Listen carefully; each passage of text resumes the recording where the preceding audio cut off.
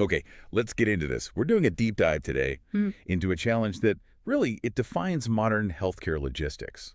We're talking about high volume nurse hiring. Mm-hmm. I mean, if you're running a major hospital system or, any large company that needs to fill critical roles fast, the old playbook just it completely falls apart when the numbers get this big. It absolutely does. Look, hiring maybe 5 nurses, that's just a normal task off the cuff. But when you're facing the reality of the nursing shortage, vacancy rates hitting almost 10%, Right. and you suddenly need to bring on 500, maybe even 1,000 nurses in a year, that just stops being recruiting. It's something else entirely. It becomes a full-scale industrial operation, like a Mhm. supply chain. And the pressure is just immense, right? The clinical staff is burning out. The competition for good nurses is fierce. And every single day, an RN position stays empty. It costs real money. It impacts patient care. So you're stuck. You've got this huge dilemma. How do you give that personalized kind of white glove experience that top talent expects? Yeah, that they demand. Exactly. Well, you're trying to process thousands of applications at the same time. And that's where our sources point to this really fascinating concept, which is going to guide our whole deep dive today. It's called industrialized empathy.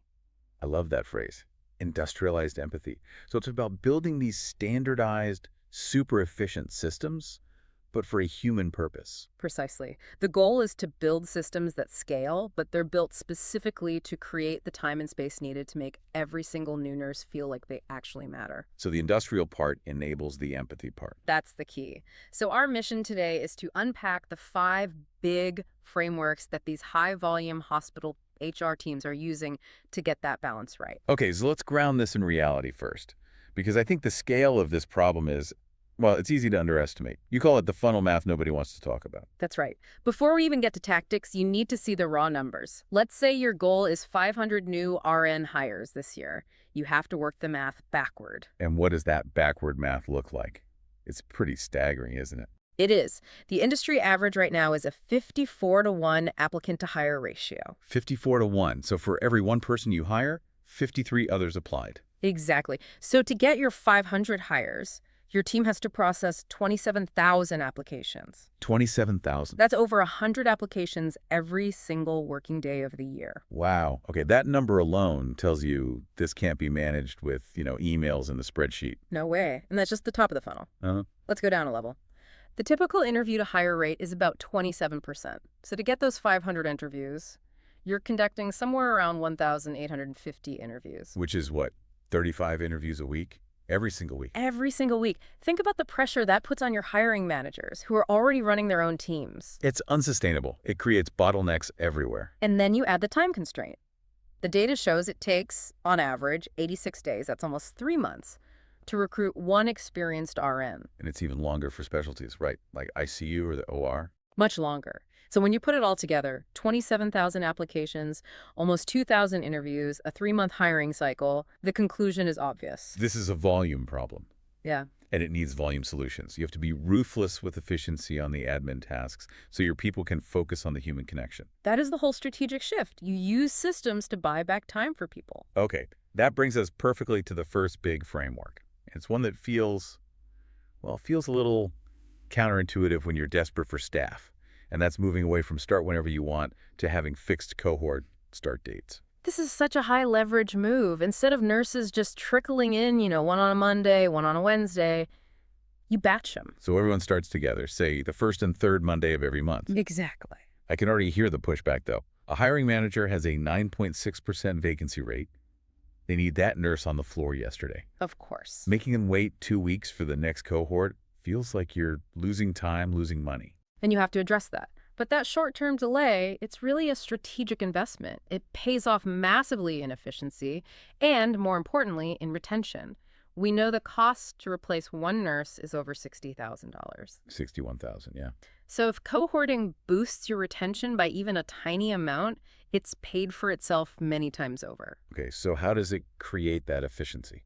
Well, you get to batch process the biggest time sinks. First one is compliance training. Instead of your clinical educator running HIPAA orientation 47 different times for 47 different nurses. They do it once for a group of 25. Exactly. It multiplies their impact, it saves resources, conference rooms, everything. It must create a much more predictable pipeline. It does. It brings order to the chaos. HR knows the start date, so they Yeah. can work backwards. They make sure the background checks, the credentialing, it's all done ahead of time.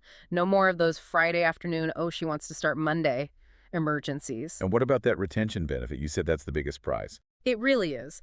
When nurses start together, they immediately form a peer support network. They have people to lean on. They're not alone. Right. And the data here is just incredible. Nurses who have those strong connections from day one are 69% more likely to stay for 3 years or more. Wow. So you're basically engineering friendships to improve retention. That's scaling empathy. That's exactly what it is. And now you can actually manage hundreds of new hires instead of just scrambling to manage a few dozen. That ability to plan leads right into the next framework, which is all about visibility. Hmm. Preventing that logistical collapse. We've all seen the Friday afternoon scramble. Oh, the 3 p.m. Friday panic. The nurse is supposed to start Monday, and suddenly someone realizes, wait, we don't have the TB test back, or the license verification is stuck. And it's chaos. And the start date gets pushed, the nurse feels let down. It's a terrible first impression. And that chaos is what happens when your critical information is scattered across emails and spreadsheets. So the solution, and this is non-negotiable at scale, is a ready-to-start dashboard.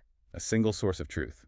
A single, real-time view of every incoming nurse, ideally filtered by their cohort's start date. So what are the must-have vitals on that dashboard? You need to keep it simple, like a green light, red light status for 5 key things. 1, background check, is it cleared or flagged?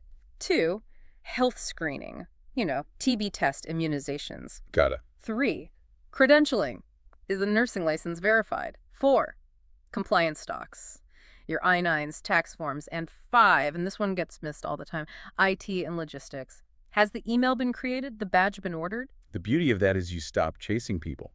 You just look at the dashboard and you see, okay, 18 people in this cohort are all green, but 4 have a red light next to IT. You know exactly who to call. It lets you be proactive instead of reactive. You can set up automatic alerts, flag anyone whose background check isn't back 10 days before their start date, and the data shows this works. Organizations with this kind of visibility see 54% greater new hire productivity. And 50% better retention, which is huge. It is. And when you share this dashboard with the hiring managers, it changes the whole dynamic. You're not fighting anymore. Your partner's looking at the same information. That time saved by having this visibility is crucial because you need that time to fight the next big risk, which is the ghosting problem. This is a terrifying number in healthcare. The sources show up to 45% of job seekers admit to ghosting during the interview process. But the really killer stat is the one after they've accepted the offer. Right. 1 in 5 new hires who accept a job offer just never show up on day one. They just vanish. They sign the contract and disappear. It happens because of that black hole of waiting. That gap, yeah. The 3 or 4 weeks between saying yes and actually starting. During that time, other recruiters are still calling them. They start to have second thoughts, and if you're silent, you lose them. So this is where the empathy part really comes in. The systems we just talked about, the cohorts, the dashboard, they've industrialized the logistics, which frees up your team to fill that silence with human connection. Yes, and it has to be a system, a workflow. It starts with the 48-hour touch point. Within 2 days of them accepting, a recruiter makes a personal phone call, not an email, a call, to say, welcome, here's what's next. It anchors them, makes it real. It does. Next is the manager introduction. Before day one, the actual manager they'll be working for needs to send a short, personal email or even a voicemail. Just to say, hey, we're excited to have you. Exactly. It creates that sense of belonging before they even walk in the door. Then you use automation to celebrate progress. Send a quick email saying, great news, your background check cleared, 1 step closer. I like that. It keeps the momentum going. And then finally, you tackle the first day jitters. Yes, the practical prep package. You send them the simple stuff they're worrying about. Where do I park? What's the dress code? Who do I ask for? You reduce that anxiety. And the payoff for all this is, it's huge. It's massive. Organizations that do this well see an 82% improvement in new hire retention. 82%. Yeah. Just from being helpful and communicative in that waiting period. That's not a nice to have. That's a strategic must do. It is. The systems buy you the time, and your people use that time to connect. Okay, so let's talk about the foundation that holds all of this up, the integrated tech stack.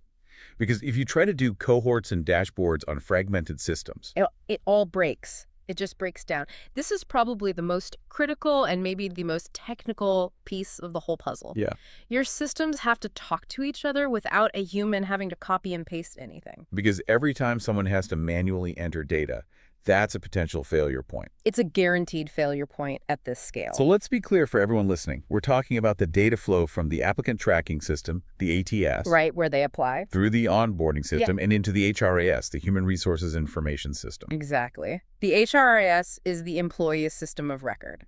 Payroll, benefits, all that. And the risk of those not being integrated is, frankly, catastrophic. What's the most common failure you see there? The payroll error. It's the trust killer.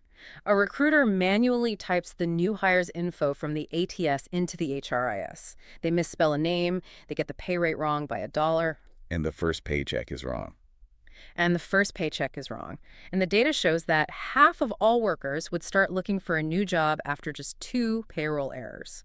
You spend all that money to recruit them, and you lose them over a typo. That's just an incredible failure. Yeah. So what's the data flow that has to happen automatically? Okay, so when the candidate is marked hired in your ATS, their name, their position, their manager, that all needs to flow instantly into the onboarding platform. Right, no retyping. Then, when the nurse completes their I-9 and tax forms in that onboarding system, those completed documents have to flow automatically into the HRIS.